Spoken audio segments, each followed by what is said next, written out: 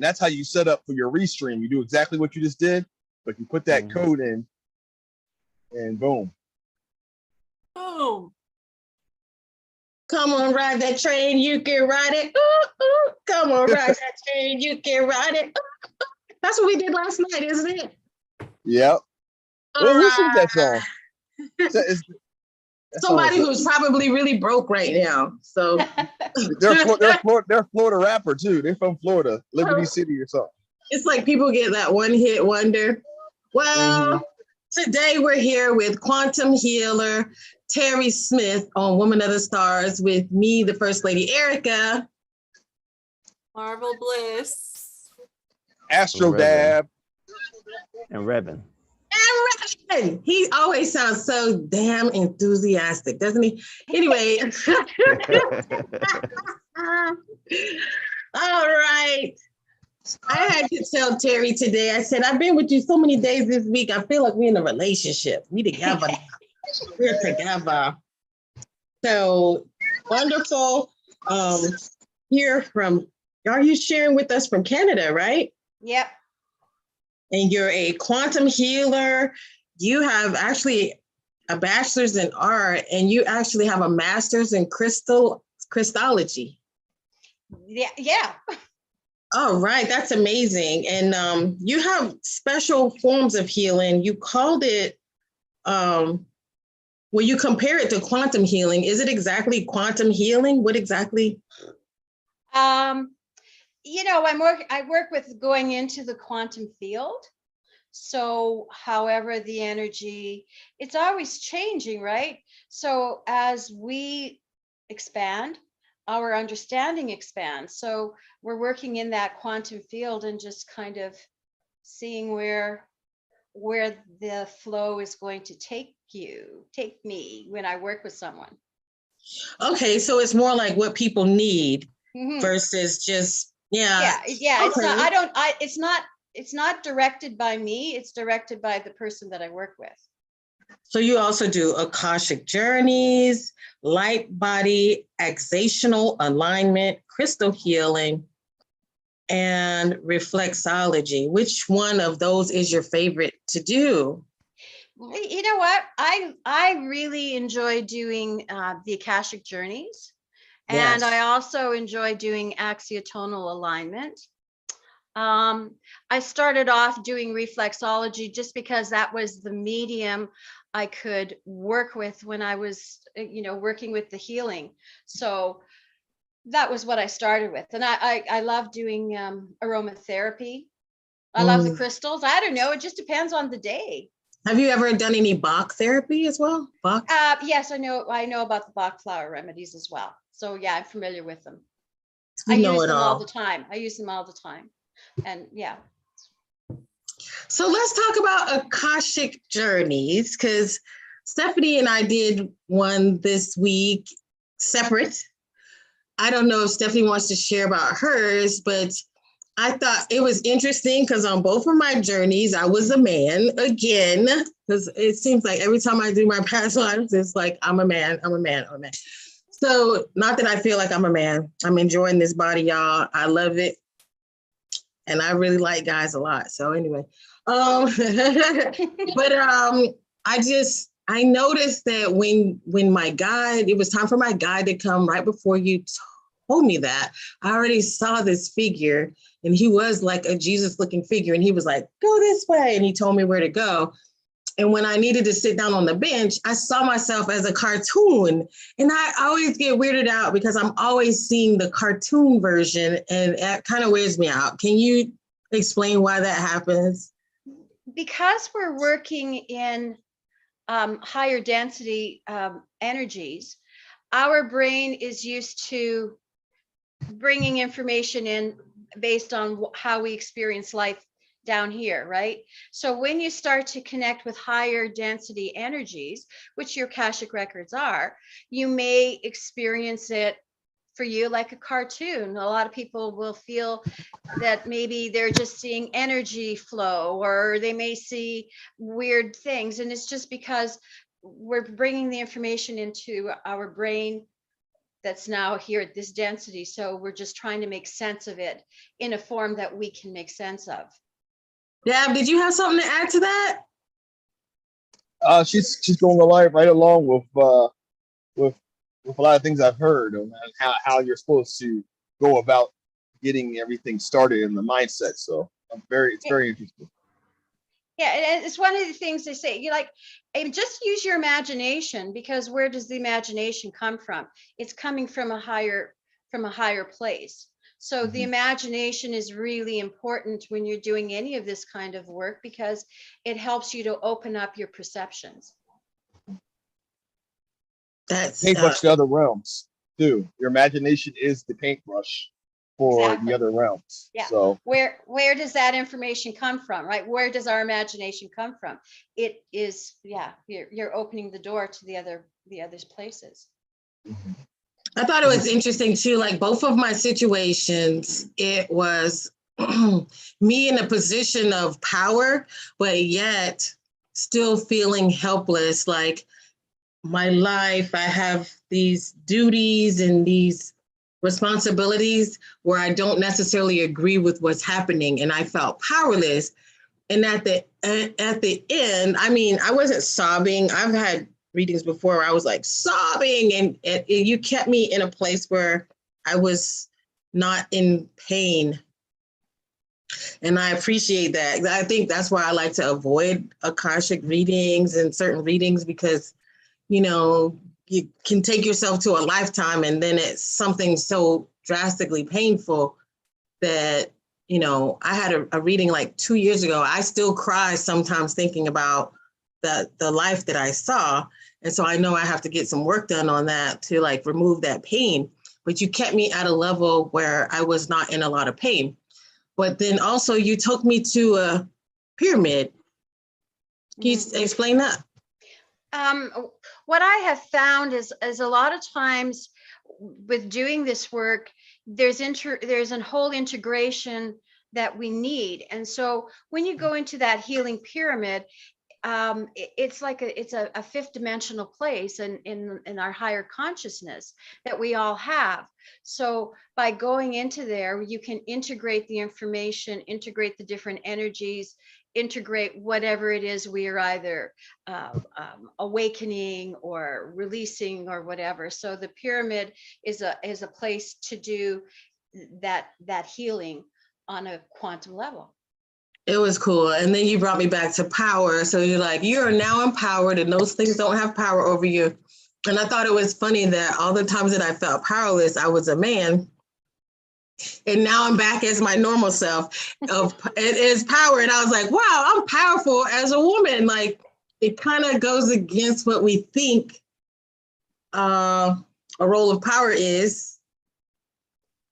Did you have any theories about that? Because I was thinking maybe during certain lifetimes, certain people are in power, but now this is a lifetime where women are in power or empowered or empowered. I'm not trying to start a man-woman. Yeah, no, and I'm just going to approach, I think it's different for everybody, but I think with regard to what you experienced is that as a woman, you may probably feel more empowered than as a man. And so it was maybe showing you where you needed to find balance.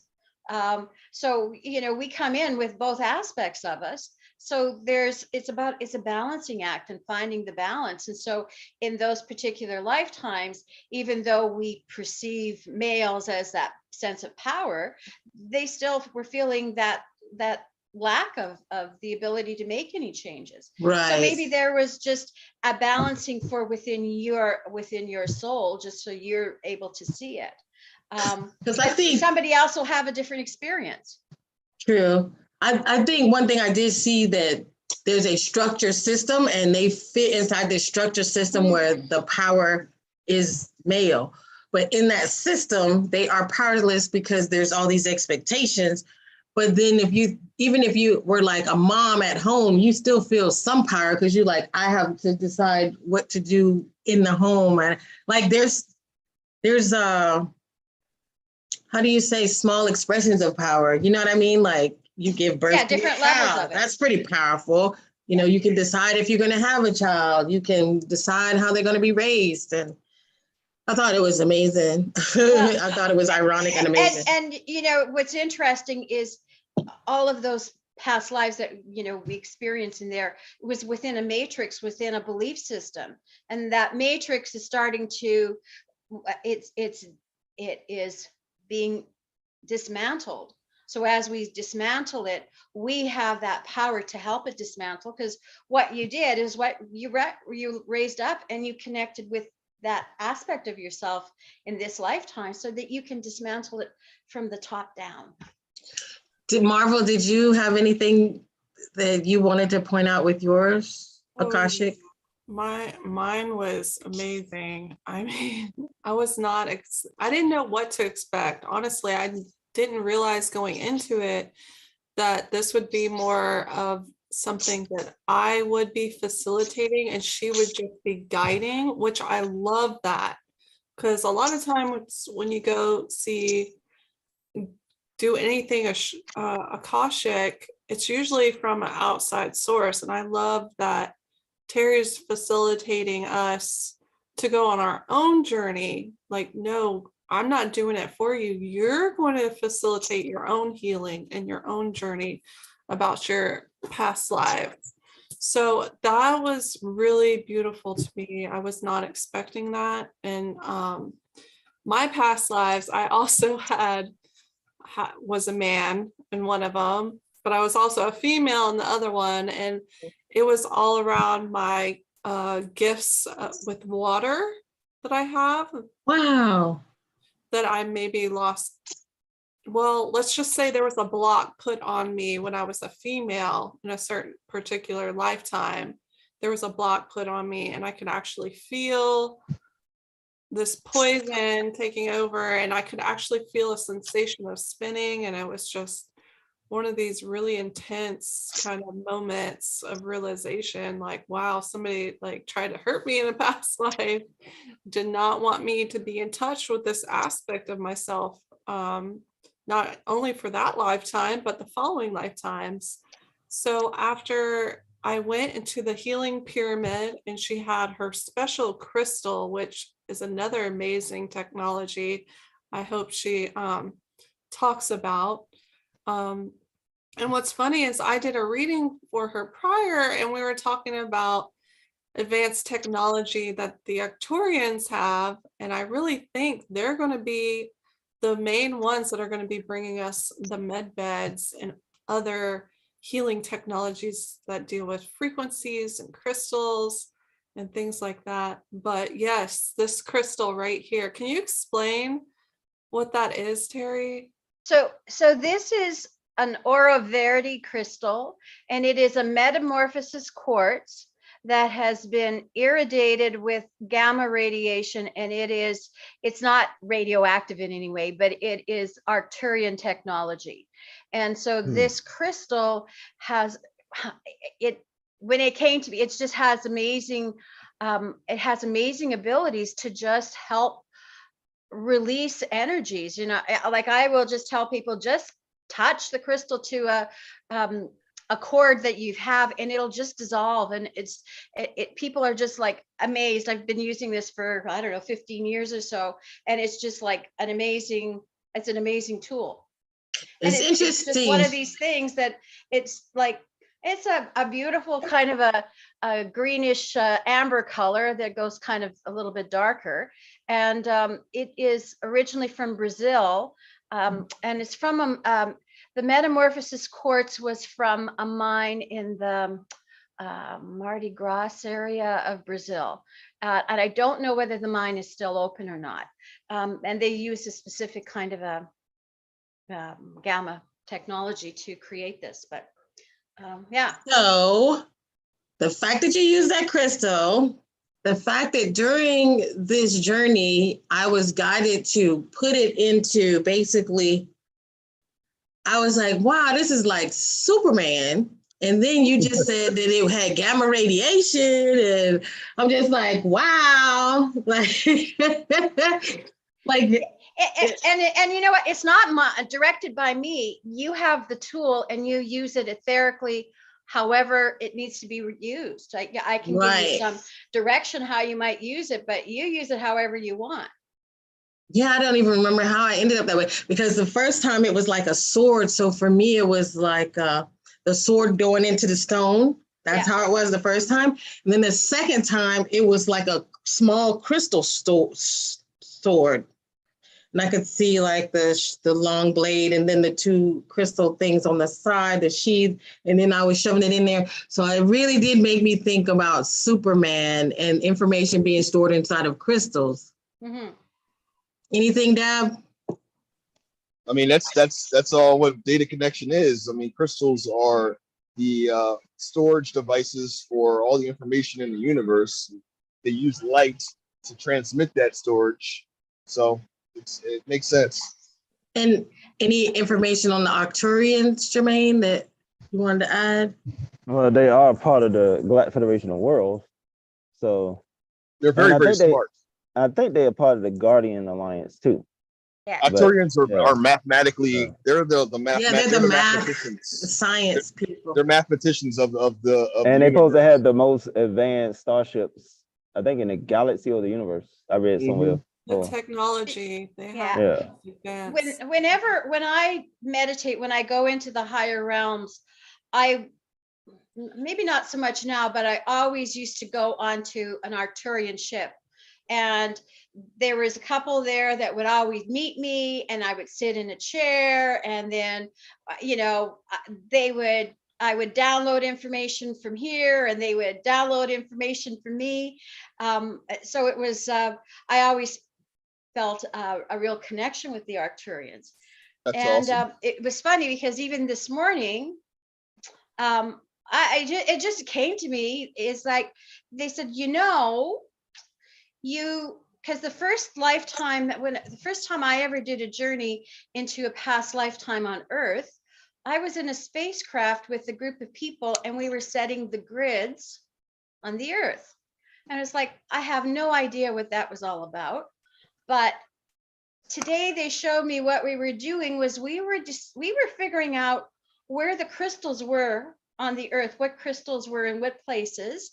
And then we were programming the crystals with some kind of a galactic program. So that was how the grids were being created with a galactic grid, by programming each specific kind of a crystal bed, let's say. So one place may have had amethyst, one may have had I don't know, lapis lazuli or whatever. But that's what they were showing me, is that's how we were setting grids, is by programming the crystals within the crust. And I was like, what's wow, I can't, you can't make that shit up. Sorry. What's so interesting about that is the fact that Ashiana Dean's material, she actually brings that up too. And she actually has maps that show you where the crystal caves are. Yeah, we do. Definitely. So the fact that I've read some of her stuff, but I haven't, and I've just been sort of started to follow it since I joined the group and stuff. But there's so much material to go through. It's like, I haven't got enough hours in the day. Yes, but what you're saying lines up, and it probably was, you were probably one of the original template makers of that grid. And it's funny because some of the people that I, like some of my friends say, yeah, you know what? I know I was with you, but I was just one of the people. And it was like, yeah, this was my group. I was sort of the foreman. That's awesome. So this makes me think about the last Merlin show that I watched, the little series, because there was a crystal cave in there as well. Interesting. When Merlin, someone he needed to heal, and Merlin actually had to go through that crystal cave because I think he had been kidnapped and he was about to die, and he woke up inside that crystal cave. And I think they visited that crystal cave a few times in the Camelot series, or in that Merlin series. And when I do an akashic journey, I take you to your crystal. Really? It was really beautiful. I love That's awesome. Yeah. And what really surprised me about it is this is how I was guided years ago when I started doing this. And then when I was listening to Dr. Sala, he was interviewing, I guess it was the fellow who did the translation from the Bugatti stuff, and they were talking about the crystal cave, or the anyway, one of the Hall of Records. And so I think there was a drawing that they showed, and it was like, I just like stopped, because that's exactly the way that I saw when I was first shown. That's exactly what I saw when I was going to the Akashic Records. So it was like there was this like really cold chill that went down my back, and I just went like, oh my God, that's exactly where I was, what I was shown, yeah, I don't know, 10, 15 years ago.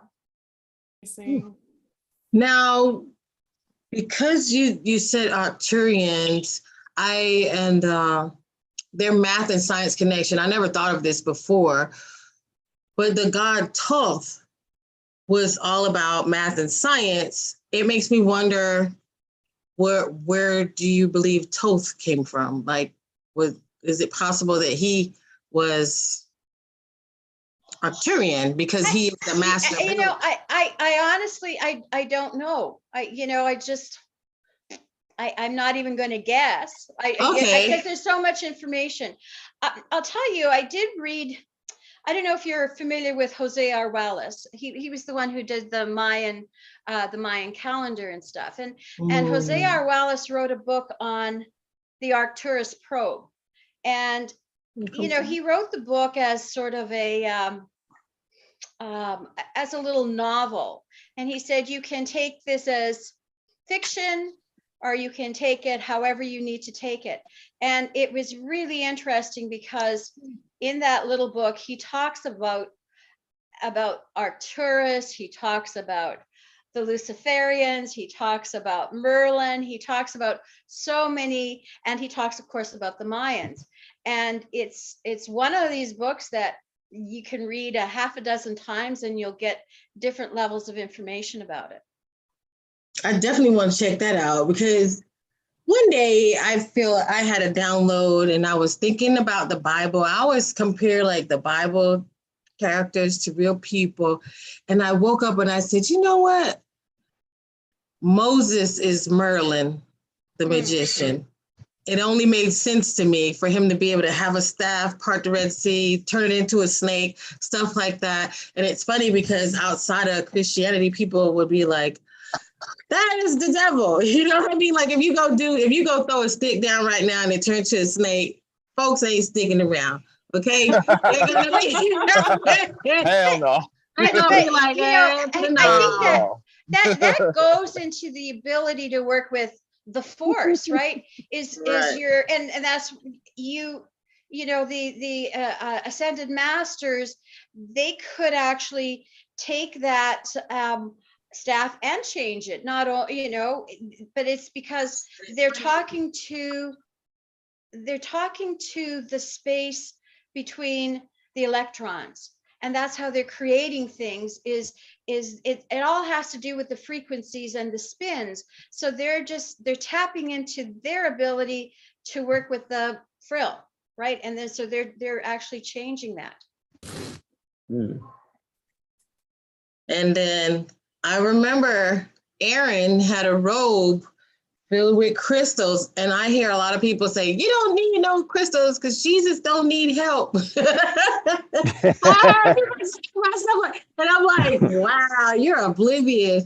I actually was at an event and someone was dressed like a pharaoh, and the lady said, why he dressed like a pyramid? And I was like, I got to get the fuck out of here because these people. Remember, the crystals can be programmed and they hold a frequency, right? So when you're wearing a cloak or you're wearing a necklace, right, you're holding that frequency within your field. So however those crystals were programmed, whatever the frequencies are around, you're holding that space. Right, but you know, like in the Bible, they were saying it's your breastplate and your armor of God and your protection, and it was filled with crystals. Like most of those crystals you can still find, maybe about 8 out of the 12, 8 out of at least, you know, a good bit of them you can still find. Some of them are a little bit difficult to find, and I just always thought that was strange. Even when I think, because this is a little bit off subject because we just brought it there, but the whole idea of even Jesus, because I'm like, Jesus, then mostly people visualize him in this Roman outfit when he wouldn't have been dressed mostly in a Roman outfit. He'd have been dressed like an Egyptian. So he probably might have had a henna tattoo. They might not have put it in the book, but he might have had a henna tattoo, or he might have had a little snake, or he might have had a gold bracelet. That, you know, a lot of the things, I think people can't imagine that Egyptian aspect to it. Or, you know, they don't talk about cats in the Bible, but I'm sure they probably had a lot of cats around because those were like holy. And I'm thinking like this programming of the white robe and the, you know, and Jesus probably didn't look like a 35-year-old European man. Yeah, that's I wasn't even going to his get hair that. was like wool. You know what I'm saying? His hair was like wool. In the desert, that's ridiculous. I mean, Yeah, exactly. That's what I'm saying. Not blondish curly hair and yeah, no. If we lived in the desert, Ridiculous. Terri wouldn't even look like a white woman. I'm just saying, like, none of us, you know. Yeah, melanin is Right. real. That Well, in connects Canada, to so Sirius. I'm white. That connects to Sirius Exactly. being. I think some people missed out on that. So you have a wonderful business partner. His name is Jonathan Bailey. Yes. What do you guys call your collective business together? Well, we call ourselves Galactic Ambassadors, and that came Ooh. along. Yeah, that we've been doing that for a while, and it's like, wow, okay, we named ourselves appropriately, I guess, because we do a lot of journeys together into the galactic field, and we go on different missions and stuff together. Now, Jonathan's not here today. We work like it's like, you know, like we balance each other. We know exactly how to work with the energies together. So Jonathan's not here. He's taking a well-needed break to visit his family. But I do appreciate the fact that he had the sense of mind to be present. Because I know a lot of times when I travel, even though I might be on a vacation, I never really take vacation because I'm always still like working on a book or something else, or talking to people, and like never having that time to be present at home. And I piss people off. Well, I can guarantee you that he's probably watching this right now. All right, shout out. Jonathan. What up, Jonathan? Yeah. We were almost in a relationship. We spent about 5 hours together that day. So Just count Not that as close as in. we are, right? I don't know. Whenever I talk to people, I never let them get off the phone, and we just talk and talk. So I'm very careful about even making a phone call because I know I will talk a long time, and they'll be like, "Oh, yes, I better go now." And I'm like, "Yeah, for real. What about that other thing you were talking about?" You know. But you all, how did you all even meet? Because Jonathan is like a young 40s. We gonna say a hot black guy, you know. That's so general, You're though. mature. Oh, glass of water. So general, Yeah. you know. You're a mature Somebody said kid. me and Jermaine look the same. I said, wait, we don't look the No, We not definitely at don't look the all. same. I mean, my skin is red and sunlight. same. And I'm black, so it's just, you know, I got darker skin. Somebody did try to say we look the same. I don't know who said that, but They probably just, every time they see Jermaine, they just think of you. And Jermaine is just everywhere and everybody's I lives. don't have the locks It's like just, everything Jermaine is has. Jermaine. Everything is Jermaine. I was playing. Jermaine Jermaine doesn't got the have the pretty facial locks, hair. you know, the pretty locks going on, you know, and everything. Yeah. I got facial hair. Jermaine got no facial hair, you know, so it's a little different. Native American in me, because Native Americans don't got a lot of facial hair. Jermaine turns red, I turn purple, so it's like, Oh, wow. Yeah, I'm red. You can see right I'm here, I just got joking. red tinge in this sunlight.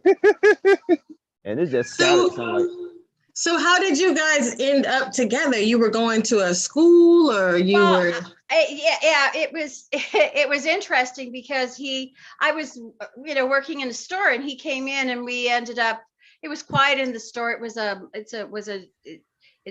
a new age store. I'll say new age, but they had a lot of crystals and stuff. And so he came in, and we just, you know, like it was like, you know, when you know someone, you know them, right? And we just talked and we talked, and So anyway, we ended up talking about meditation, and he said, I really want you to meet my wife. So anyway, they came in, he brought her in one time, and we really, we all hit it off, and it ended up that they ended up coming to the same meditation school where I also teach, but they were doing that anyway. So it was fated by the universe. And then right, it was like a thing where once you get the and pink so Honda, I start taught seeing some of the pink Hondas classes everywhere. because I teach, like I'm sort of like that substitute teacher whenever I fill in where I need to. And then we developed a friendship, and so I was doing the axiotonal alignments, and my guidance said, I have to teach Jonathan this, because we would always connect with each other. And then when I taught him that, like, it just opened up into a whole different dimension. And so we just, I don't know, it just was. Y'all might have a karmic connection with each other too. I mean, maybe doing this in the past or past life. Well, absolutely. And we know that. And it's funny, I have a friend and he says, I think that you two, you've been around together a long time. And then he said, Terri, you picked Jonathan up outside of Venus in your spaceship. And I said, you know what? Wow. That's true, because it was like everywhere we go, I was driving Jonathan around. Oh my gosh. Interesting. So we do, and we work, in the other realms. We often go on missions, and we will have, we're now, a couple thousand miles apart, but we will have very similar dreams where we're doing something together in dreams. We have meditations that we're doing stuff in. So it's all we just interconnected. we've had a connection all many lives, whether it's through the Galactic Federation or Jedi or whatever else missions that they send us on. So at that time, was that the Monroe Institute school? Well, yeah, it's called Earl, and that school is the gentleman who runs it is an affiliate with the Monroe Institute. So he teaches the Monroe programs, but we're not officially the Monroe Institute. He teaches programs from the Monroe Institute. So you had an interesting tidbit about that Monroe, the gentleman who started the school, or the teacher. Oh, Robert Monroe, yeah. Right, with has to do with Star Wars. And well, we all sort of have the belief that Yoda was based on Robert Monroe and Robert Monroe's teachings, because Robert Monroe had he explored, he developed the Hemi-Sync, but he wrote books called The Far Journeys and stuff, and so he had amazing insight, and he had a whole program of explorers, and so people would go out and explore different levels of consciousness, and he was the moderator, and he would ask questions, and so his take on when he developed the programs, it was about connecting to those levels of ourself in the higher realms of consciousness, and learning how to navigate those realms of consciousness, and working with the energetic forces and stuff. So if you have been a student, you can go online and just look at, I think they were called Wednesdays with Bob Monroe. There were all kinds of recordings where he would talk, and it was like, he sounds an awful lot like Yoda. And if you actually look at some pictures and you look at Yoda, you'll say, gee, he looks very similar. He must have some really big ears. There's a resemblance. Yeah. He didn't have those pointy ears and everything, but it was. Look at me as Not an that elf. similar. That's me as an elf. That was interesting. I never did that before. Like, oh, okay. Still cute, but you know. Don't you just wear some of those ears thing? Then you can say, oh, it looked like that. I mean, Yeah. it'd We be have that Grogu here. Shall I bring him in? Oh wow. Grogu, yeah, that's Yeah, I got Baby it. He's Yoda. just There you sitting over there. Hold on, I'll bring him. Oh, Yeah. okay. It's Grogu. go. Baby Yoda. Baby You must Yoda. have been Baby watching Yoda. Mandalorian. You ain't Yeah. watching I did Mandalorian. watch Mandalorian. Oh. I'm Yes, there we terrible. go. See, Grogu's here with us. Ah, Oh yeah, wow. Baby Yoda. There you go. Baby Yoda. So cute. Yep. He about We to still begin don't know his where he force came training. from. We still about don't to know get where his he force came training. from. In season 3, he about to begin his force training, pro. With Luke, I know. probably. When is that coming on? They They talking didn't about give- next year, but you What? know, we could Why be did they even ascension talk by next about year. it? We could be in You know, fifth the by white next year. hats that they have Oh. to take care of certain things. So maybe they might release it when this is all. They're gonna actually release the correct information of how it's supposed to be. Maybe You know. during your ascension, you're like, oh, like an in-flight movie. Yeah. Mandalorian on the way out, like- In flight movie. Oh, yeah. Just like that. Just like That that. would be freaking cool. So that's cool. You guys have a great friendship and relationship. I'm sure people are like, what? Like, why are y'all working together? But go back a little bit further. Where, how long have you been doing this? Like, what even started you on this journey of doing this kind of work? I think I never, when I was born, I just never felt like I fit in here, right? Right. And so I was always looking for answers, but I had answers. I knew I could do things. How is it that I knew things? How did I know? So I would I'd start at the end and work back to try and figure things out. And so it was always, how come I can do this? And I always had that feeling why couldn't I just like snap my fingers or just, and just send the energy. So I was always sort of on that search for it. And then in the meantime, that's when I was younger. And then in the meantime, you get married and you have kids and all that kind of stuff. So hold on one second. I'm going to ask everybody in the chat. Raise your hand if you can relate that you just never fit in, that you were running around like a toddler. Like as a toddler, I would go walk in the woods. I'd get up in the morning looking at my ankle, looking for the mark on my foot. And I'd be like, why the freak can I fly? Why am I here? And I'd have these repeating dreams of flying. I can't even do that. Force So power. I can't do that either. I can't even do it. can't More either. alien than all of us. I can't even get my. I gotta hold my finger like doing this. both hands. Yeah. Do that. Flying. I can't do I can't even do that. I'd be running. I'd have these things where I was just running. Yeah. I'd be leaping down whole flights of stairs. So I'm getting everybody ready. Put your hand out if you just can relate to, I just did not fit in. I can't even do my fucking head like that, but yeah, I can relate. You can relate. You can just do like this. You can just cheat and just be Like like, this. we are here.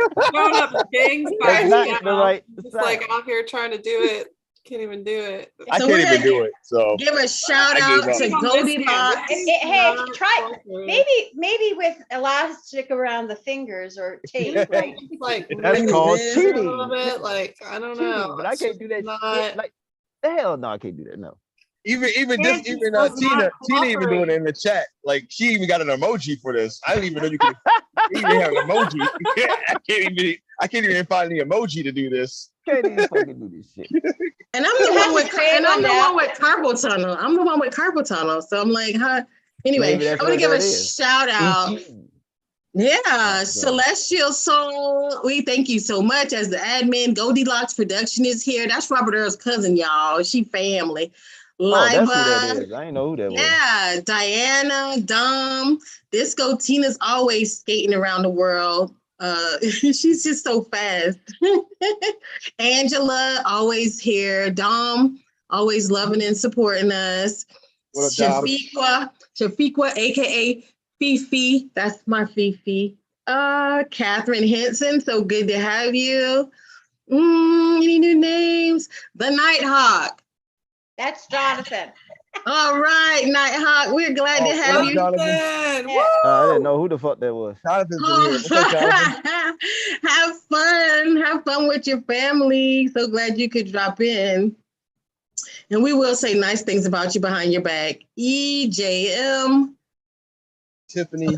Hi, Oh, Tiffany. God, no. They said any opinions on Ishmael Perez? We Do don't we? say his name. We don't say his name on this YouTube channel. No. We don't say his Time name I on here. talked about him, I ended up throwing up. So that should say Yeah. We won't Last say time his we name. did, yeah, it made some people sick. And then I noticed some people said they felt like when they talked about him, they felt a psychic attack. And all of a sudden they took the video down. So I wonder what happened to her. Mm-mm. I wonder what happened. But anyway, so Yeah. you always felt you were different and you were growing up. Was your family like, girl, sit your butt down, you need to calm down, or were they supportive of you and loving Oh of no, you? I was, my mother always told me, because I always knew everything, right? She said, you don't know everything. And I would say, yeah, I know. But it was, so, I really was tried to just behave because that's the way I had to grow up, right? So I had a vivid imagination. I grew up in the country, so um, there was a lot of wilderness. I would just go for walks along the river in the woods or whatever. So I talked a lot to myself, but I think I was talking more to invisible friends. So it was, yeah, it was, and I, would work with the plants. I like to grow plants, and so there was a connection with nature that I had. Yeah, that was what it was like. And so there was a knowing that I could do this. My grandmother was a folk doctor and a midwife, because it was a very rural area. So she was kind of the ones that it was an immigrant community, so there was no doctor in the area, so she was the one that they would call. So I'm sure that I inherited through that bloodline sort of that quality of healing and helping and that sort of thing. The question: do you help people, souls that are trapped down here to move on? Can you? Yeah, I have taken shamanic training through the foundation. And so I've done a lot, and I've learned a lot how to do that with just with soul rescuing, with some of the Monroe programs and stuff. So yeah, That's I do. cool. Yeah, I do, and I've done that a lot. I have to tell you, I had this experience, and it was just when I was starting to do this. And I was in China on the Great Wall. And my daughter was climbing up, and she went with just some other people that we were with on the tour. And because I'm not great with heights, so I just sort of sat at the first station, and I had this overwhelming urge that I had to do a rescue. And so I connected. I went into that meditative state, and I connected. And I am not kidding. I had a whole platoon of Chinese warriors, horses and all. They were just like, oh, we've been waiting for you. And so I helped them to transition to where they needed to go. And I didn't really know what to do, because this is really the first time that I had done, never mind one, a whole army of them. And so I just kind of held the light, and I just showed them where to go, and they marched, and they followed me to where they had to go. And it took maybe, yeah, I can't remember how long. It probably was like it was maybe like a 10-minute journey, but it seemed like it took for hours, because I had this whole group, and they all marched up into that space. And then they said, thank you. We were waiting for you to help us to release this. And then all of a sudden I was back where I was, and it was like, okay, what just happened? Because it was just the most unbelievable experience to have. But it was really neat. And I have done I ended up one time going into a forest, and there were fairy people, like there were little people all around. Oh, And I had to really sort of coax them to come out. So they came out, and I said, it's okay. We're just going to take you to another place. And so I took them up, and there was I'm just going to call her like a queen of the fairies. And she said, thank you. She said, we didn't know how we were going to rescue these ones because there was a fire that came so quickly that they got trapped in there and they didn't know how to. And so you were able to help them to move on. So I said, well, you're welcome. I can do, yeah, I'll do that. And so, so they did. And it's like, okay, you know, these things are just like, okay, I'll do it. I wasn't sure how, but I just sort of coaxed them along, and they came. And so there we go. oh, I love that story. That's such a great story. Was the Queen of the Fairies pink? Yeah, actually she was. I've seen her before. That's so cool. Oh my Yeah. God, that freaks me out. Yeah. Like, not freaks me out, but like in a good way. That Yeah, makes me feel yeah, really just- good. Yeah, fluffy pink all around, you Yes, know? yeah. So cool. Yeah. That is great. Have you ever encountered a situation where people, well, souls were possibly trapped, but they were being kept? Yeah. And yeah, so purposely being kept, or basically That's- kind of like, for them, it's like a state of torture.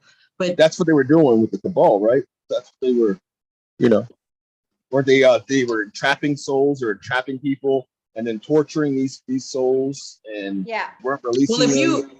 you can watch, even in our cartoons, we had stuff like that in Gargamel and on the Smurfs, Yeah. or the Little Oh, yeah. Mermaid.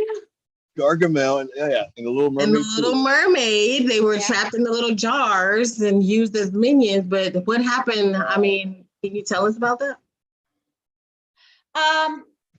You know, there's been so many different experiences. Wow. I'll tell you one, Jonathan and I worked on it, is that there were dragons that were trapped, and they were actually using the dragons that they had entrapped the dragons, and the dragons were caught, and they trapped them in crystals. And so they were using and misusing the dragon's powers, and the dragons were not able to move out of there. So we worked with some of the dragon energy to, we just sort of grounded the energy, and they went in, and the dragons did, and they released the ones that were entrapped. So, you know, a lot of times, like, we'll work with the energies as they're asking us to assist them, right? Is it possible to trap dragons inside of a tree? I don't know.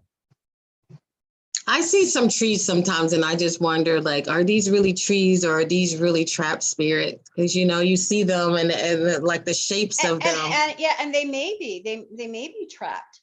You know, like there's a lot of things that we don't understand, and we relegate to make believe or whatever. But you know, everything has an explanation. It's just that sometimes we don't know at what level that explanation can come from.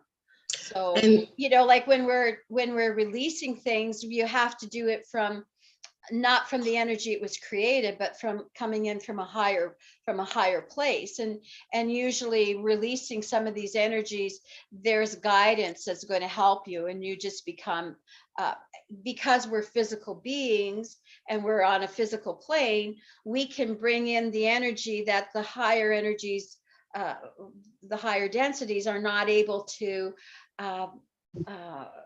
express to a third density. So when they see us in third density, they can relate to us. And so that's how we can help them to move on. So when you saw these particular crystals, were these crystals, did they have a new owner? Then they had to have a new owner, duh. Who would trap the Well, I believe, but now my sense with our sense of it was that these crystals were deep within the crust, and they were probably not third dimensional. They were probably in a different density, right? They weren't something that you could just walk in and say, oh, there's a dragon trapped in here. No, it was a false creation of a false matrix, actually. Leave our elemental friends alone. Yeah. Sorry, Tell them, Stephanie. Tell them. that just breaks Well, my heart to hear that. Yeah. some people like to keep certain spirits around, and say, you've been to someone's house that works with that type of energy. You don't necessarily have permission to allow these spirits to move on because the person uses them. And I'm wondering, have you ever seen that? You ever seen that situation where you're around people who maybe they're keeping energies that don't belong to them? Like a hoarder. Yeah. Mm-hmm, mm-hmm, mm-hmm. You know what? I have seen it. And I think what happens is also, and we have to be really careful, because sometimes that person is, that energy that they're keeping around may be an aspect of their soul energy. That Right. may need to have some kind of, that they have some contract with to help to clear. And so you have to be really careful when you go into do those situations, and like, okay, what is really going on here? And it's not up to me to go in and say, oh, you've got an attachment. It's like that person is saying, I think that I have an energy here that I have to release. Then that's a different situation. Right. Doing it without permission. I will tell you this. I visited someone's house. Whenever I go to that person's house, I want to smoke cigarettes, and I don't smoke cigarettes. So I will get this really anxious feeling, and I'm like triggered to want to smoke cigarettes, and I'll buy like a whole pack of cigarettes just to smoke one cigarette. And another friend came along with me, and she sensed it too, because this particular day I was just extremely off-put and anxious. And she sent that spirit on to the light. And I was like, ugh, you don't really have permission, because I don't know that person whose home it was. I don't know what their deal is. And so and I wondered too, like, so, did you go to the castle and have a castle type incident where you guys cleared some spirit? Because some people also too, like, say they have the haunted house experience. Like if I go to a house that they advertise as a haunted house and approach an entity and release it, when that person who owns the house is like, hey, this is mine and I keep it here. You know what? I wasn't at a I know that Jonathan had an experience at a castle, but that was with his wife, and I wasn't. So you guys remember that? Because Jonathan, we got to ask him about that. Jonathan was the one that talked about that, but I have a good example of that. There's actually a famous house where there's a poltergeist and people were murdered in that house. Now, a very powerful psychics go there and ask the family if they can clear the home, and they will not allow it because it is generating too much of a money. Yeah, it all goes back to money. So they won't release this negative entity that's connected to this home, who basically is being tortured by being here, right? They're profiting others and actually harming them. Just to make a profit. That's horrible.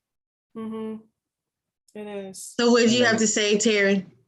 Yeah, well, no, I know. I was, and you'll find that too, like at graveyards and that sort of thing. So I don't venture into there unless I'm invited to go into it, because I'm not going to get involved in that, because it's not that's not my business. If I'm asked to come in, then we can certainly I'll certainly work with it. But Well, since we're on that subject, I think a lot of people want to do like prayer vigils for people or like protection and healing type vigils. There's rules to that, right? Because I was just telling someone this the other day, like, yeah, we can do what do you call it? A mass prayer or mass, what was it called, Stephanie? Do you remember?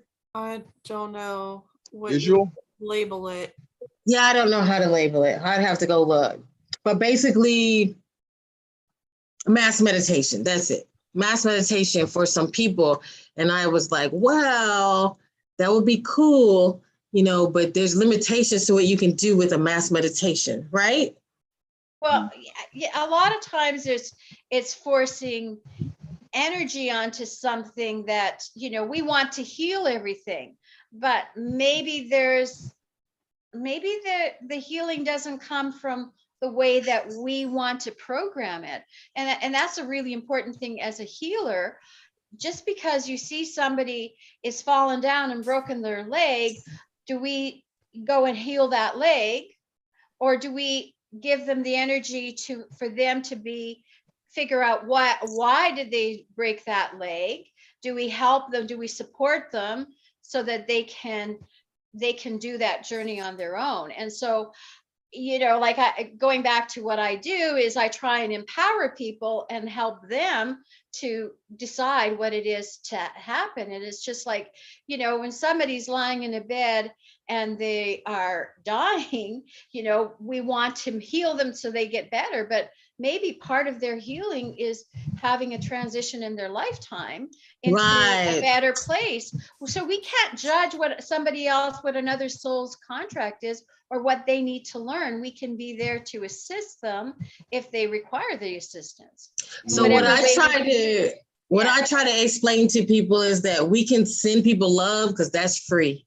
Mm-hmm. Sending love is free. You can do that. When you start to impose your will on the outcome of a situation, now you are trying to remove someone else's karmic debt. And here you go, that little square has to go somewhere. So you just put it on yourself.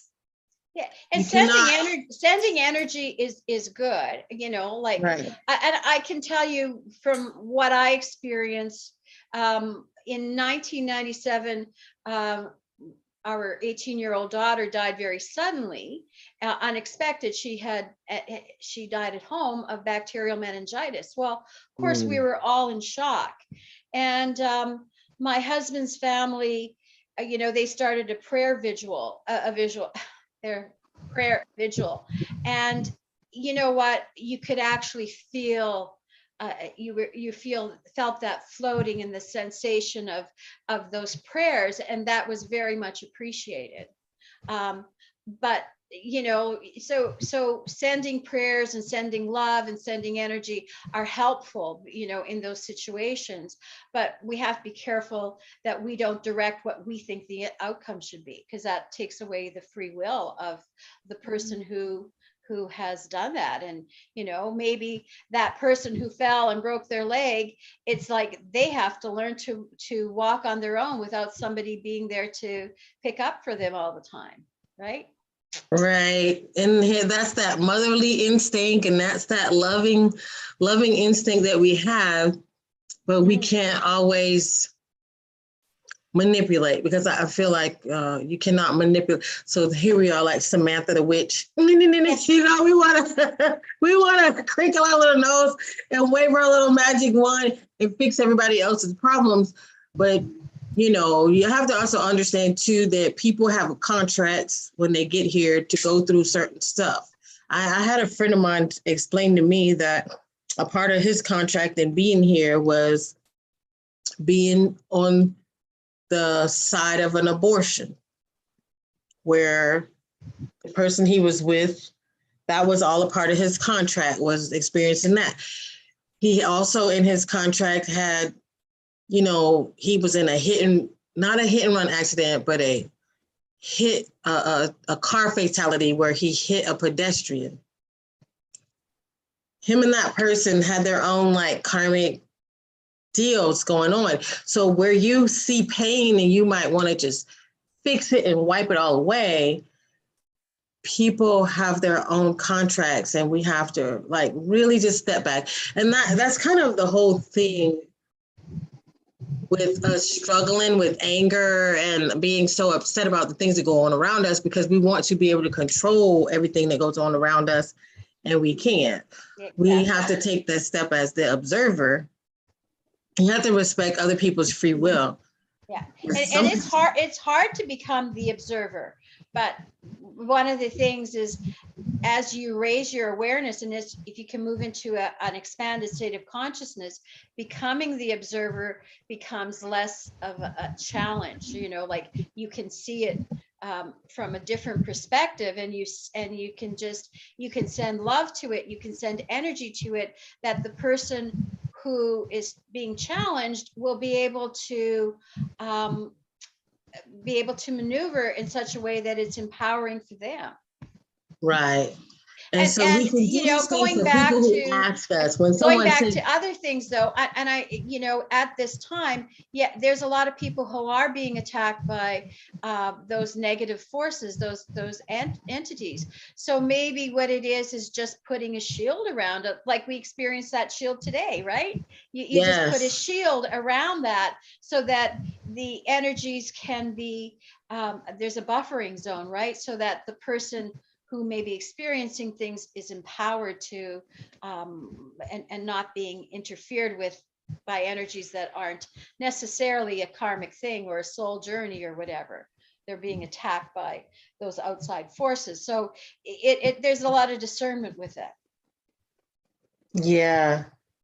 And we feeling clean today. Are we feeling clean, y'all? Because we coming in these lives clean. Got our sages burning. We done pray, you know. We done got our things cleared up, you know. And so just know we not bringing you the toxic energy. We bringing you that positive, clean energy. Terri led our clearing today, and it was so like nice. I was like, okay, we done already? Like, okay, great.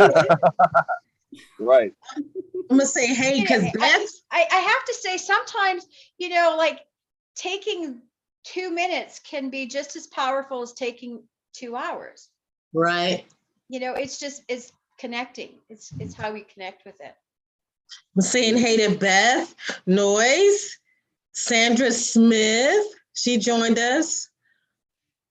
I still didn't say, is it Monica or is it Monique? Monique. She said my mom didn't know how to spell when she was little. That's what she said last time. So we see you guys out there. Thank you so much. Remember to press the thumbs up so we can get them likes up. Woo! Share and like the broadcast, guys. Share and like the broadcast.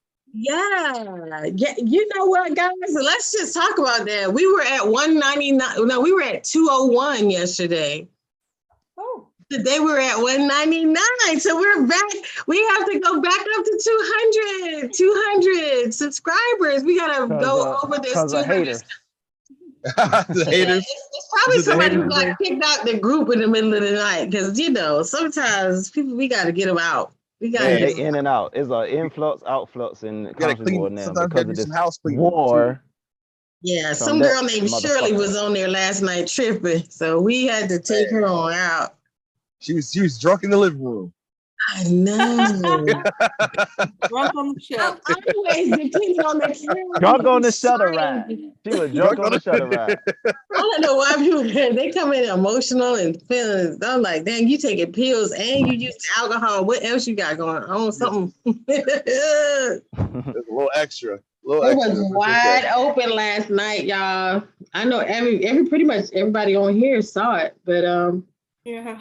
I left. I was like, I'm out. It was getting a little intense, you know, in the CW. Like, it's getting a little intense. I don't know about that. We need a sound effect button soon, like so I can be like, you can put the record scratch. Yeah. It's called meme soundboard, okay? Meme soundboard. As usual, Dom and Muhammad, they handle it. So we're gonna say shout out to the Galactic chicks. Now you got the Galactic. What is it? Galactic guys or Galactic? What is it? Dudes. Oh, Galactic dudes. There's a Galactic dudes. Is there? Elena has Or galactic how about dudes. this? How about this? The cosmic cocks. I don't know. Hey. We gotta say that for the sex Yo, talk. yeah. That's gotta go in a whole other category with that, man. It's Oh, sorry, I interesting. couldn't help it. It was too easy. It was Easy. too No, it easy. was interesting that last night the conversation went that way. And I was like, wait a minute, do they need a premiere? They need a premiere of our sex talk because, and it's so funny, here we all are. Terri was with us and we had a very intense conversation about just orgasms and, different sexual experimentation and also maintaining your own space, but then also how to share your space, all leading into some galactic sex. And we're going to premiere that conversation really soon. I would like for everybody, though, I just like talking to Terri so much. She's so free flow and she's just with it. Everybody put a thumb in the chat or a note in the chat for Terri, because I think she's so amazing. If you really just like her conversation and the things that you heard from her so far, okay? And then if you have any questions, Robert Earl is giving us a shout out. Robert Earl and the Order of Life. Hey, Robert. What's up? Hi. What's up, Rob? He's on that train. Robert. You can ride the train, you can ride it. So, and just really, yeah, I'm doing whatever. I don't know. Yeah, This he's is getting it in over here. comes out. It's just And I put don't no fucking even music get because nervous on it's stupid YouTube ass anymore. copyright thing. Yeah, don't get a copyright strike off of that right now. Yeah, Oh my you God, can't that's say no funny. fucking music because it's stupid Yeah, ass they get article. like somebody will be like, that's my song. I'm like, oh no, man. Fuck Somebody you, said, you know? "Oh no, wait, Robert, wait, holy shit!" Y'all didn't know we ride hard like that. Y'all didn't know. Y'all didn't know. Anyway, We on that team. We on that team. We on that team. What? Oh shit, All he said he right. just done an interview with Danny Henderson. Go ahead. Hey, y'all don't know by now? You don't know by now. Anyway, so Terri, we heard your growing up story. I think this all came from you growing up, but we just stopped when we were like a dead stop and just then we got lost in the moment, in the heat of the moment. That's another song. In the heat of the moment. Y'all get to hear me sing horribly. I love it. But I don't even care anymore. It's just like, this is me. But so the way you grew up, super, I'm just thinking, Dab, like, how was it when you grew up? Like, can you relate to, your mom was a doctor, so you already told us your mom was a doctor, and she was like wide open, like, here's some condoms. Yeah, 14, so. she did. And also the fact that, like, my mom was a Buddhist going in. So and I got baptized when I was 16, and that opened the whole world up for me. When I got baptized, I felt this rush go over me. It was like all this whatever that was on me beforehand went away. That's actually when I started being able to feel stuff. Oh, wow. It was very interesting. It was an interesting dynamic. I think I just had plenty of space to disappear, and then I would get like a big old whooping when I get back. So, because it was my fault, I didn't have parental supervision. Like, how do I disappear if you weren't watching me? So, anyway, so back to Terri. So you were growing up, and you were very much into nature. You were it sounded like you were having a good time. I used to talk to myself all the time too, even though I have like all these brothers and sisters. I grew up in the house by myself most of the time. So you weren't the only child. No, I had an older brother and a younger brother, but I grew up in a rural area, so I didn't have a lot of playmates. There were kids around, but there wasn't any girls that were my age. So I used to talk to myself all the time, and it stopped one day when I was walking and I was talking to myself, and the boys living down the street were walking behind me, and they started snickering. So that stopped me from talking to myself. Like, this and I is became not very socially, self-conscious about that. This is not socially acceptable behavior. Yeah, no. So did you marry either one of those boys from down the street? No. Okay. No.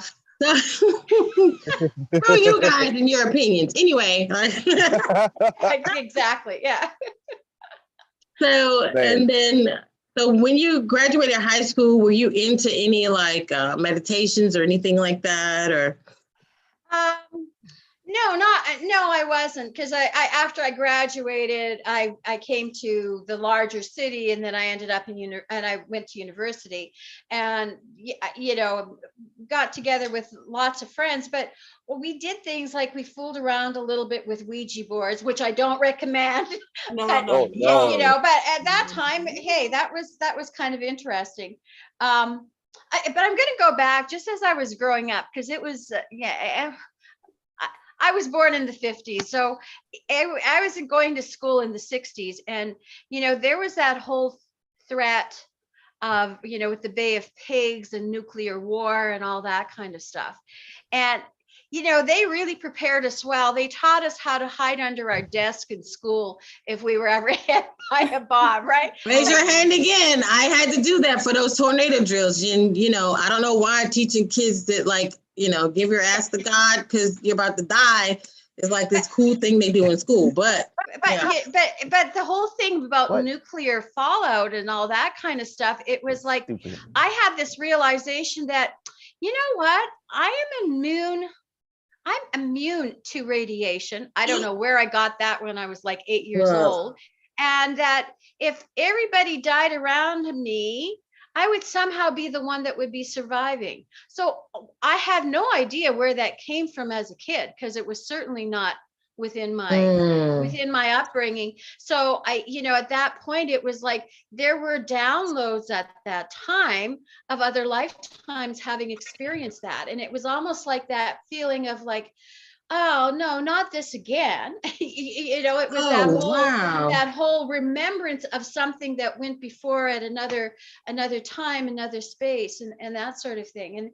And so that was always running in my background, and I I thought that people thought like I do, and it wasn't until later that I realized, no, people don't think the way that I do, and so it was that awareness that I'm not like everybody else.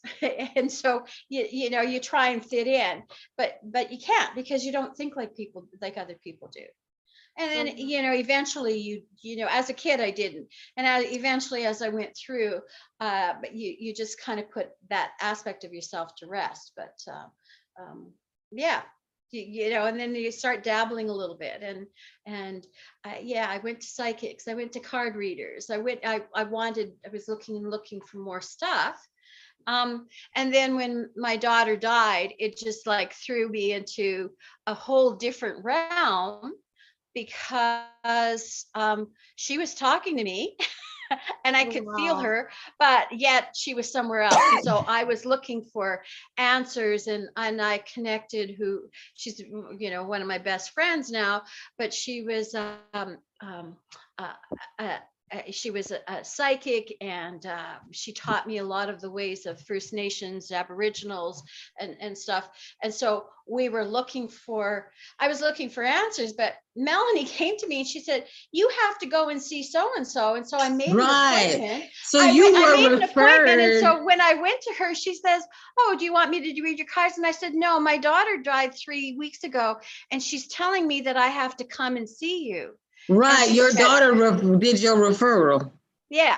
So anyway, she said, wow. Oh, okay. And then after that, it was starting that journey of opening up to the other realms and really investigating them, where before I'd kind of dabbled, but, and I, in one of my conversations with my daughter, I said, Melanie, I was on this journey already. And she, like she would have said, she stood there sort of in that etheric realm with her hands on her hips. And she said, Mom, what makes you think it was about you? And it was just like, oh, okay. It wasn't only about me. So it was her death when she was 18 affected so many lives, and it changed people's lives too. I have people to this day saying that her death changed their life completely. Well, before you hit that, it changed your daughter as well, because your daughter was 18, but you had also an An 8-year-old. 8-year-old, an 8-year-old, yeah.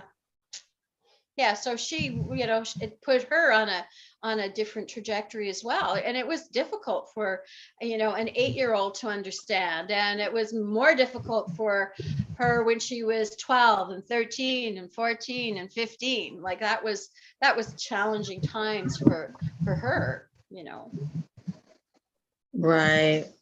Yeah. Sometimes the death of a child, it can destroy a marriage, but it can also ruin the relationship between you and the kids, because a lot of people go into such mourning for the one kid, they kind of like lose their connection to the second kid. Yeah. It's probably worse when the kid is missing, but because at least there's some finality going on. But Yeah. how did you all keep it together? Because you stayed married, Yeah, it was, and it was really that spiritual connection that kept me going, and listening to the guidance that I was receiving and trusting that guidance. So I dove deep into meditation and whatever information would come my way, and past lives and near death and all that stuff. So it just really opened up so many doorways. So it was just like I couldn't get enough information, right? And I mean, I wasn't getting answers from traditional religion because not that didn't work. So I had to look for alternative answers.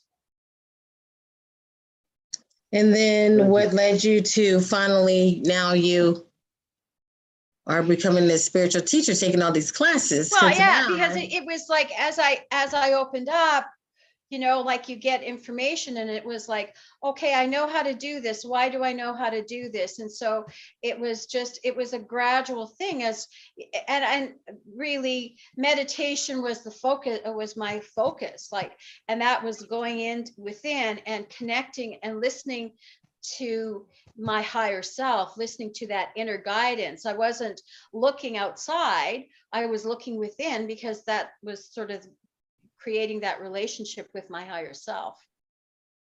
And so once I was doing that, I started to trust that inner knowing, and I was guided, right? You're just guided to do this, and it's like, okay, well, I'll try this, and it's like, well, you need to teach, and what am I supposed to teach? And then the guidance will come. So like I was teaching, I was doing the substitute teaching. And then when I went out on my own and taught my first classes, it was really nerve wracking, but I trusted the information that I got. And so, the programs developed, and so good with technology. So the Archons love to play havoc with me. So I had to find other ways of doing things. So so I wouldn't record things, like I would just I just downloaded the information as I needed it, right? Mm-hmm. Was there ever this fire under you, like, if you don't use this, you'll lose this, or you better listen? Like, did your guides ever have to like really jump on you and like tell you to get your butt in gear?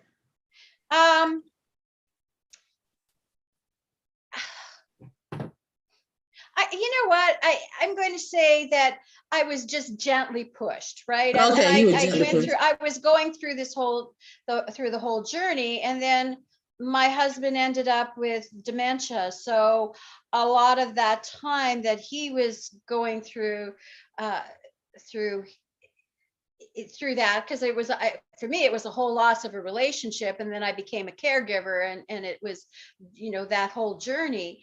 It was through the meditation, it was through my connection with my higher guidance that kept me that would keep me focused on like, this is okay, this is what you've got to do, and so I was getting that guidance from my higher self, and that's what helped me sustain the difficult times of going through those challenges. And so your husband, was he at all interested in any of this stuff that you were doing? Well, yeah, he was. He wasn't exactly like the one who'd be leading the pack, but he was very in tune and in touch with that spiritual aspect of himself. So I think it was like ironic because it was like, it wasn't like he was like, yeah, let's go do a meditation or anything like that. But it was like on the other side, it was like, hey, look what I just found. Like, yeah. I mean, like, I'm learning how to bend spoons, right? I'm learning how to bend spoons, and then he'd pick up a spoon and bend it. And it's like, how did you do that? Like, well, he said, I don't know. And it was because, you're with a person and you're entangled with their energy. So whatever I was learning, he was learning through osmosis, right? And so he was very gifted in a lot of the stuff that he did. And I think he did, he did have abilities that he could do healing and he saw spirits, but he just didn't want to go into that. And he at one point he said, if I go there, he said, I won't go back. So he didn't, he just stopped himself from doing that. But he traveled a lot, and he brought me like the most amazing crystals from he would go to China a lot, and he knew a guy that had a little store that got his crystals from Tibet. So he would bring home these crystals, and it was just like so amazing, how he had that ability just to pick the right ones. right. I think some people like maybe they don't hold the same attention to it as we do. Like here we are, we're focused on this. Yeah. Innately, just by nature, they have gifts, abilities, and it's like the fool, like they're just on the path, and it's not planned, but they bump into things and find things, and then here he is like bringing things to you. Like sometimes I think we might think, oh, because I'm so focused and I'm doing so well and my vibration is so high, but then it's like, wait a minute, this person who don't think about any of the stuff we do or any of the, they're just like, oh, and they're just bumping into magic crystals and exactly. like I really think like we have this concept of what we think this spiritual life should look like, but other people are just living it and they don't have a label for it, they don't have a pattern for it, and they're just like, I think a lot of people would surprise you. Some people you think who are not on this path, they're on the path even if they don't know it.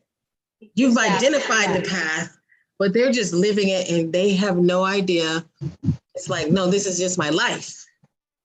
But here, some people have this label for it. When he was, it was funny because at the last part of his life, he was just really, a vegetable.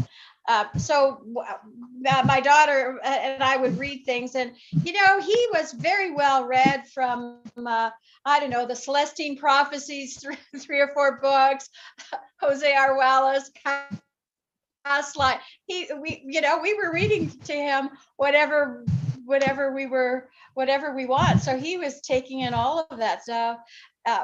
He couldn't resist it. So wow. It was you find the blessings in everything, right? You whatever your challenges are, you just turn it around and say, yeah, it was healing, and he allowed us the time to spend and really review a lot of the information that we had sort of were aware of. But when you're sitting and you're reading it out loud and you're thinking about it and discussing it with yourself, it was a very healing journey in a lot of ways. So it was a gift. Hey, Dab, did you ever get her sign? Did you ever get it? No, but we can do this. What's your sign now? During the when we talked the other night about your husband, because I was like, what's your husband's sign? What is the sign? He's a Cancer. And you were? I'm a Libra. Oh, right. Duh, I forgot. That's why we were able to talk about anything and everything. Yeah. Very passionate. Cancer is very passionate. Yeah. I like that. So yeah, it's very, very balanced. the Libra thing, we should all know the Libras are about checks and balances. Girl, Mhm. and making sure things you're on the right side of the force, Libra, because the checks and balances are very strong. And not only that, they're able to analyze things very quickly because they have steely minds. Their memories are amazing. They keep saying that, and I keep thinking, I don't know. yeah, I can say that. And also You guys have amazing in Chinese astrology, I'm a horse. And so horses are also it got that You know, strong mind, Laura right? Eisenhower is a Right. Libra. You know, Laura Eisenhower is a Libra. Oh yeah. Oh, You know, yeah. she about check and balance and honesty and And Oh, justice, yeah. seeing the right and wrong, and knowing the right path. And once you choose that path, then that's Mhm. service Yeah. for the universe as far as The challenge for a Libra is not sitting on the fence. right. Right. Yeah. You like to be it's involved. Been that and person. as a kid growing up, that was really hard for me. Is like, do you want to go here or do you want to go there? And when I would say it doesn't matter, well, nobody wants to make a decision, and I really quickly had to learn to make Doesn't decisions matter. because people don't want to do it. But to me, it doesn't matter. Like You I gotta don't pick care. a side. You have to pick a side. You can't be neutral.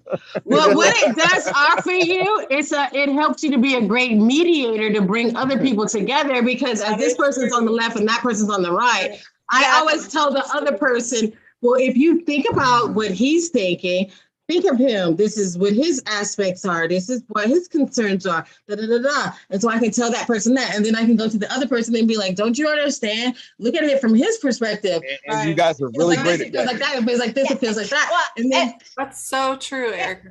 Yeah, Libras that's are right. You great sit there and you can perspectives.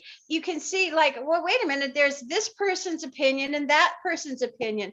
They're seeing it from their perspectives, but when you're sitting there in the middle, you can see both sides. And it's like, Right. it's like, okay, well, they're both right. And exactly, you can become that you're mediator. both right. You're both Sometimes. right. I just Sometimes. was saying that to somebody the other day. You're both right. But then the Well, person that- kept being an asshole. So I had to say, well, get the fuck off the show. They Anyway. not always right. I mean, gotta be told me off the realistic shuttle? about it. We're both right, but now you're wrong. So get off the boat. Okay? Get off that shuttle. Put them in the airlock. Put him in the They're not line. always right. You gotta. No, it's not. It's not always. It's not always. But I will Gotta call search. people out on their bullshit. I will search the details. If it was about plucking lights, I could pick the little lights out. Pluck And all the that's that Batman archetype that goes back to that, because you guys are really good at the details. The details matter for Libras. So you guys are profound at searching the details, getting the precise information, and then making a judgment call on that. And that's just And Johann Fritz is a Libra too. so is Michael Sala. Michael Sala is one too. Oh, is he too? Mm-hmm. Lots of Libras. Lots of in the Libras. community.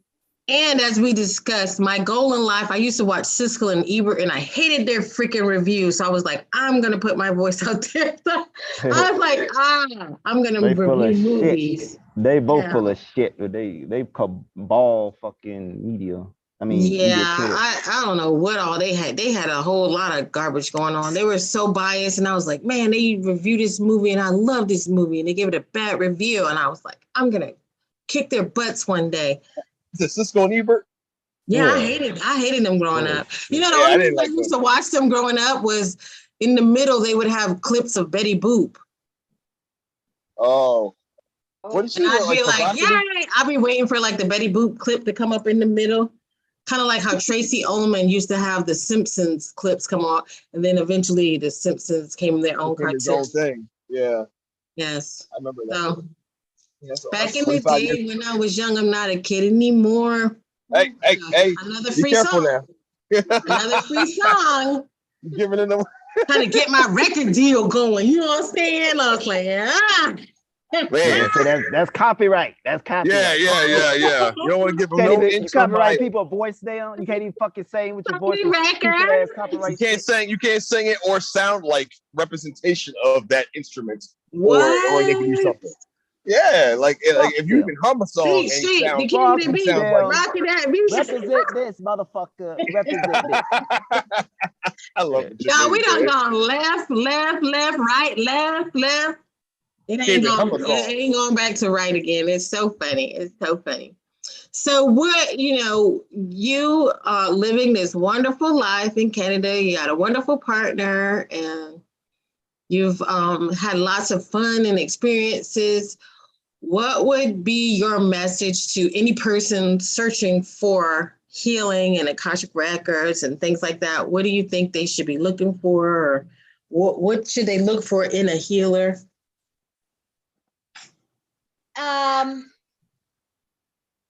You know, I think the important thing for someone is to connect at their heart, connecting to their essence, to their soul. We spend so much time living in our head that we don't connect to the heart enough. And when we do connect to that space at the heart, then we're guided, and we're guided in finding the answers that we will seek. And I'm really a true believer that the teacher, the helper, appears when the student is ready.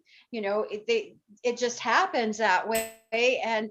And so just trust that your higher guidance is going to bring you to the place and to the people that you need to be with. It's just like connecting here with CW. Everybody's here because we've been brought to this place for one reason or another. How did we get here? It doesn't matter how we got here. We're here and we're connected with each other. And there's that sense of community, of unity, of like, yeah, that person really understands where I'm going, and I can trust them, and I feel safe trusting what people are saying and connecting with them.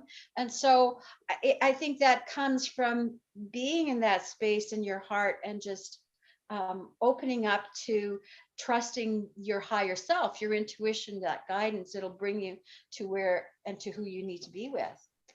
Is there any such thing as having the wrong teacher? Yeah. They're all teachers, right? We'll And let if you We can say a couple. Let her We can tell say a it couple first. people. Let her tell it first. I want her perspective. Can you Is there having a wrong teacher? Well, no, they're all teachers, and we just have to learn our own discernment. Like, you can follow someone blindly, but there'll be a point when that blind following will lead a cliff if you're not careful, right? And so you have to use your I'm gonna ask you to discernment, hold on because it started to that comes to blur. a point of finding your balance. Like, as a lead, you find, like, does this sit right with me? Does this information, does it resonate with me? Right? So you're saying you can start out in the wrong direction, and that person can lead you off a cliff. It comes a point where you have to make a decision, because it started to blur when you did that. So this is one thing I like to reiterate is you can start off in the wrong place, but after some time, if you really want the truth, you're going to start to question what you're being shown. It's gonna find you. Yeah, and absolutely. I mean, I can say, like, I started this journey a while back, and I mean, I know it's been talked about a lot about the New Age stuff. Well, there were a lot of teachers there that I learned information from, and maybe it was partial truth. Some of it was, but there was a certain aspect that I knew did not resonate with me. Like, I could take this information, and yes, I like this amount, but there's something that doesn't resonate with me. Do I take it? Do I throw all of that information out? Well, no, because there was a lot that I was able to glean from it that helped me to now question. And that's part of the journey, is like, you question everything that you hear. Don't always believe, like, oh, this is a great guru, this is a great teacher, I have to believe everything they say. No. You question those things. Question all of it, and then you find within yourself, you find that metal that propels you to that place where you need to go next, and question this. And just because somebody says, oh, I'm God, worship me, no. I'm Mary Magdalene. I'm Isis. I'm Bob Marley. Archangel Michael. Archangel Michael. That will come I'm- up during the sex conversation. Yeah, Mm-mm. right. So I'm definitely a believer in that. Eat the meat and spit out the bones. Learn to recognize and separate. And the same way you do on your dinner plate. You don't eat bones. You like, this ain't right. You gonna put that over to the side. Yeah, especially fish. If you don't like peas, if you don't like fish, you scrape it to that side of the plate and you're like, I think I can deal with this little. I like the rice. The rice was good. Macaroni, I love that. You know what I'm saying? But this part right here, chitlins, you keep the chitlins. You can throw that Fills you shit up. away. You can Yeah, burn yeah, it. yeah, yeah. I don't like it. I I don't like the don't like smell of it. chitlins. The Okay, smell of this it. part of the chitlins, that Burn it. chitlins touch that piece of the macaroni, that piece is going over here. Hell no. No Break that to chitlins, the no side. menudo. No, nothing with the Mofongo, menudo. I don't know what you're talking about. Anyway,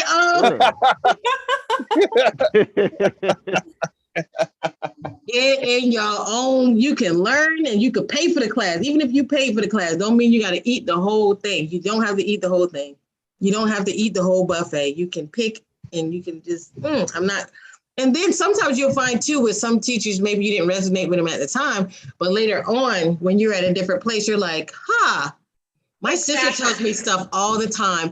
And at the moment, I remember when she told me about Groupon, I was like, I don't have time for that. Then like a year later, I was like, remember that thing you was talking about with Groupon? That's some good stuff. Like later on, you can deal with certain things, but at the time, maybe you have so much going on, you can't deal with it. So don't take this as the end all be all. We're always changing our frequencies, and so something may not resonate. And then, as we change into a different frequency, then all of a sudden it does, or it doesn't anymore.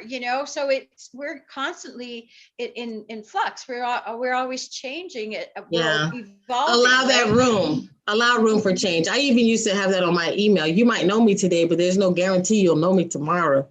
This is my opinion right now. I don't know what my opinion will be in an hour from now, right? This week we're single. Next week we're polygamous. The week after that, we the hell with men and women. We don't care about nobody. That's why I don't have any tattoos, because I'm constantly changing. So I'm sorry. Just, I'm never gonna put your name on my titty. That's not gonna happen because I don't know. Erica, that's a Libra thing. I That's don't a think Libra Libras thing to generally say. like tattoos. Yeah, that's Yeah. a Libra thing to say right there. Yeah. It's a very And I'm so Libra thing. lucky because all this time I grew up as a Scorpio, and everybody said, "You're a Scorpio." I said, "Thank God I didn't ever put that on my thigh." I saw a big old thing on my thigh talking about Scorpio. You know what I'm saying? I'm a daggone Libra. It took me over 40 years to find out I'm a Libra. So with the community, lots of things going on. There's new people and there's old people. There's people pointing fingers and doing pendulums and throwing cards at each other like, you ain't shit. Like I'm gonna throw 52, they play a 52 pickup throwing cards at each other like, What would you advise people at a time like this? Because to my understanding, this is a great time of turmoil. People are searching for answers. What's your advice? My advice is know yourself and know your connection with your source, with your soul, and develop. That's the most important relationship you'll ever have is with yourself. And so, you can go through life looking for somebody else to fill you, but it's yourself and how you feel about yourself, learning to love yourself and learning to communicate with yourself. And that means the different levels are higher self. Instead of looking outside, look within and what does it feel like, and taking information and sitting with it and knowing how it's going to affect you and how you're going to move forward with information and with changes. And that's that part of that relationship that is really important to develop. Okay, 202. We're at 202. Hey, Hi, Danny. Whoever we dropped off the train and kicked Danny mama from the Henderson in train. the chat. What did it say? Throw mama from the train. We done threw mama from the train and we picked up 3 more to make up for the people we threw out the window. So, yes. Now, That's how it be at the CW. now let's focus on getting 100 more. Okay. Now, Dab's information, Revan's information, my information, and the beautiful Marva Bliss. Our information is in there. If you need readings, astrology charts, hook up with Dab. Marvel's doing these card readings. Y'all know this girl got fired on her day off. Yes. That's because her job is a loser. You know how, I'm gonna tell you this, when I was at my job, I used to see people in pain and turning green because we were just trapped under these fluorescent light bulbs. And I would see them and I would tell them, like, you know, one day if you fall dead right here at this job, they will stop and have a moment of silence. And after that, they're gonna be like, okay, everybody get to you know, I did that. give a fuck about you at your job. So stop trying to think that these people care about you and find a way to sustain your life on your own. You cannot trust them. They will force you to get certain kinds of medical treatment. And then when you get sick, they'll be like, you're missing too many days. And you don't have enough sick days to cover that. So we're going to have to let you go. I've had a girl come back to my job after her sick leave because they said, you don't have any more time. And she was bleeding. And she had to come to work bleeding and show them that she was bleeding and pass out for them to send her home. Because that's what a fucking job does to people. I mean, I remember, you know, so many things. One time I went to a bathroom break and the girl said, was that your lunch break? I said, no, but I ate some flaxseed today and I'm going to go to lunch and I'm probably going to and I'm probably going to be in the bathroom for a while. So you're going to have to handle that however you handle that. You know, you're going to come to me because I've been in the bathroom too long and that's my lunch break now. So, you know, the loyalty that your job has to you, do not be fooled. Unless you're working with your mama. Don't be fooled, because even she be looking at you funny sometimes, like she. You know what I'm saying? So be loyal to yourself. Be loyal to your spirit guides. And, you know, there's voices. You got those voices to tell you, no, don't do it. Don't go outside of your comfort zone. Do what makes you happy. Do more of what makes you happy. Do more of what fulfills your life. And stop giving away parts of yourself that you're really not comfortable giving away. That's what I'm going to tell you. Anybody else got anything? Y'all got some last minute jabs y'all want to throw in there? Yeah. Be true to yourself. Love yourself, because yourself is the only thing that can help you progress in this reality. So if you have healing or if you need to, you know, to dismiss things that you don't like doing, just let it go. Just let it go. And don't worry about the communication factor happening right now, because Mercury's still in retrograde. So a lot of people's communication breakdowns and relationships are kind of upheavaled right now. So just stay focused and love yourself first, and then that will radiate to everybody else. And once you can do that, you can accomplish pretty much your general mission, which is to heal within, to heal everywhere else. And My friend just texted me talking about, I hate my job, y'all. I hate my job. And Robert Earl White said, like and subscribe. Job is a bad word.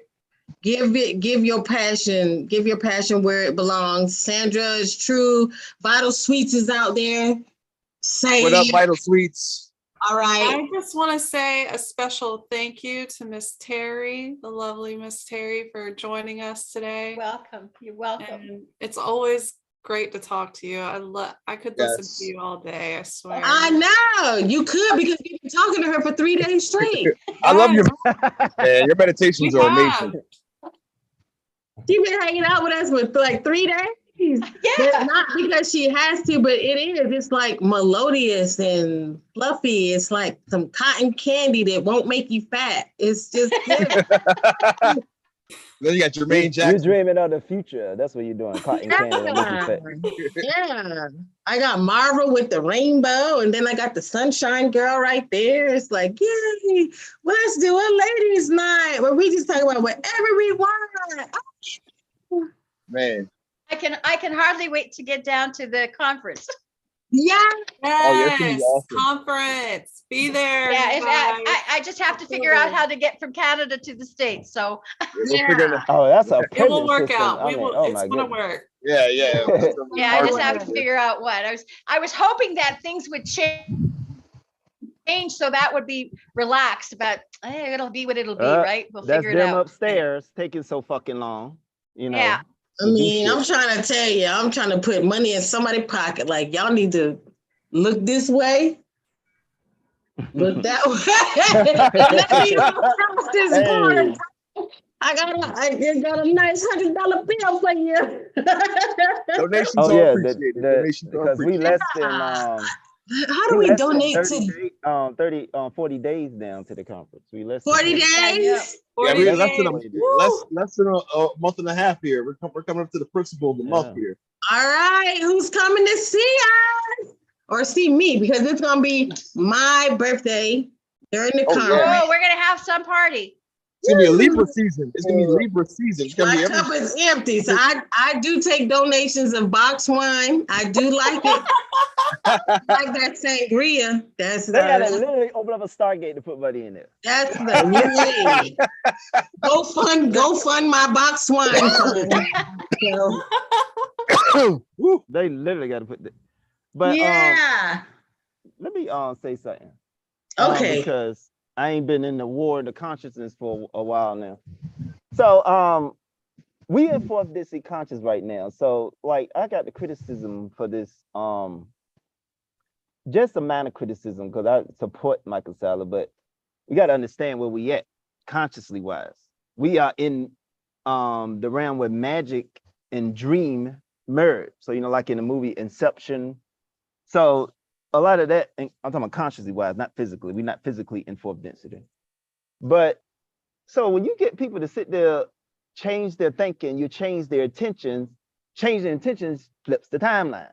Especially if you got like type 1 indigos, which are access to higher timelines, which means when those timelines collapse, that means a sped up of the timeline from our perspective. So when you're telling people, hey, this might happen, motherfuckers start believing that, boom, we're gonna be on that route. We're gonna be right back on that fucking route. And that's why, you know, I had to do some criticism because I ain't been in, you know, the ship ain't been in battle for a long time, the conscious war. Or this TW, as people say it now. But you got to understand where we at. You got, and I'm gonna have to do this on the next slide probably, talking about how to fight the conscious war, how the enemy got tactics that they using against us that we don't know because we never operated in fourth density conscious. So you have to be aware of that. So telling people, well, this might be possible, this scaring people, that helps build the timeline with fear. That's why, you know, of course, this makes sense. He's a Libra, so he wants the balance, want to be fair, want to give these motherfuckers a chance with their bullshit. Because I so much times tell people how much bullshit this is in detail on the CW. So that's what you need to understand. We are still in, now we fighting the conscious war in fourth density conscious now. So that's where we at now. So you got new tactics you have to employ to fight this and maintain the fucking timeline. Like I said, the reason we still delayed, those motherfuckers upstairs are taking too fucking long. You know, even their emissary is complaining about how they take long. How the fuck you gonna keep looking at planets 1,000 light years away when Proxima Centauri is 4 light years away? That's fucking ridiculous. That's like looking, like I look at my damn telephoto lens down the street to the next fucking neighborhood and say, oh, I'm gonna try to look back to Norfolk, Virginia, 2,000 fucking miles away. Instead of looking, oh, a couple of miles, I'm you know, a couple of miles away. No, they look at 2,000 miles away. Fucking ridiculous. Elena has a point. You know, your emissary is fucking complaining. So y'all upstairs, the Federation, the Guardians, Solar Wart, and the SSP Alliance, y'all need to get y'all ass in gear because you sitting here, we operate in fourth density con. That means you giving people the opportunity to believe a certain other timeline because they don't understand the conscious affect the timeline, where we're gonna be on that fucking route of the false flag, alien invasion, planetary evacuation, solar flash, and all that other bullshit that supposed to already be done. So we supposed to be on one timeline. When you talk about disasters, you talk about other timelines because you don't know that the reason they make these other fucking negative timelines is based off of soul, of our consciousness. They're using us to make these fucking timelines. So you get people to believe a certain narrative, we're gonna be on that route of the negative timeline narrative. So that's what the fuck people need to understand why we still moving, because this is still dynamic and still can change. That's why in the conscious war, you see the numbers are staying the same because we got infiltrators coming in and going out, coming in, going out, coming in. We on one. Yeah. On one. What we think of is what we command. So that's what y'all need to understand. Your imagination, your thoughts, your feelings about what you want, which is fifth density conscious. What you want and desire is fifth density. So we focus on, and if it's simple as stuff, as Alex Carrier said, is if you want to have some good love making, think about that as something you want. And I mean, you can start with that love making now. So you no need to wait. That you incorporate that fantasy into joining the federation. So what we're gonna be doing, love making with ETs, you know. So understand that. Yeah, so that's how you do it. We're on one. We're on one. We're on one. We're on one. All right. I love it. I love it. Oh my God. Fifi's son's October 12th is his birthday, just like my son. Robert Earl is right there with you, brother. Monique. Oh my God, everybody. Lindo, thank you for getting your wife to join the group. She is such a lovely addition to the group. She's amazing, y'all. Michael Steve's birthday, October 9th. She got a lot of Libras. Got a lot of Libras. Lot of Libra in the house. And yes, my friend said you is a freak, Erica, and I am. But that is a At least you can admit it. It's a good thing. Ain't nothing wrong with love making. You just There's nothing wrong with a little bump, and grind. Okay. Yeah. That's what you need to understand. Focus on what you desire. It's balanced, though. I get my work done. That episode's gonna be insane. It's gonna be. I get my money right, and I got my work done. Get me a little bumpy grind. Like, I'll see y'all later. Bye, guys. Bye, guys. Good night.